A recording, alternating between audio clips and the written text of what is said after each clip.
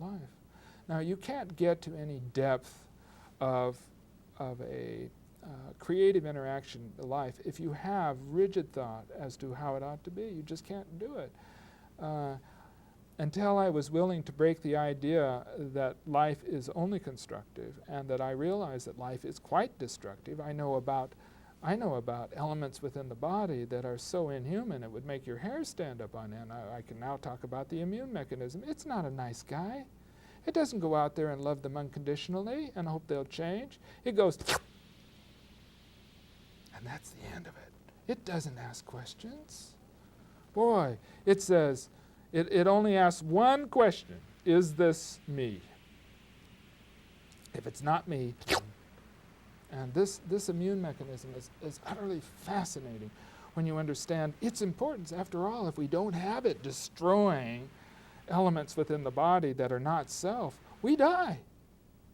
But how many people want to take on that level, talking about the configuration of self? This has now, we're broaching a lot of subjects. We're getting into something very powerful, and since we're running out of time, maybe I can sort of summarize what I know from your writing by suggesting that this immune mechanism, the way we smother, engulf anything that the body identifies as not itself, is something that you suggest we do socially as well, and is the basis for racism and sexism and all of the other prejudices that permeate our society from top to bottom. But we have to hold back here and say that the rational mind says this shouldn't be. Yeah.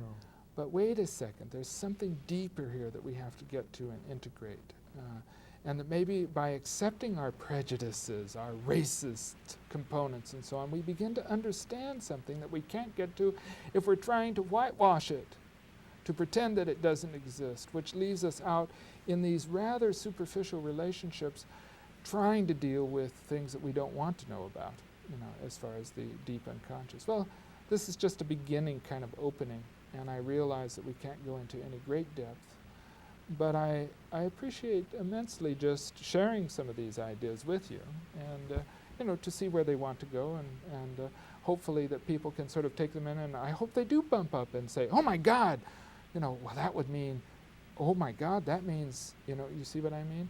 It leads to a creative, powerful kind of interaction instead of just benignly accepting what people say this is all about or what we should behave like.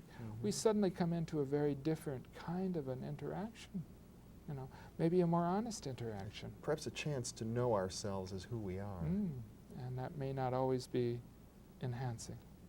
It certainly may not be what we expect or what we want to find, but I have to assume if we can't deal with ourselves honestly that we're missing something.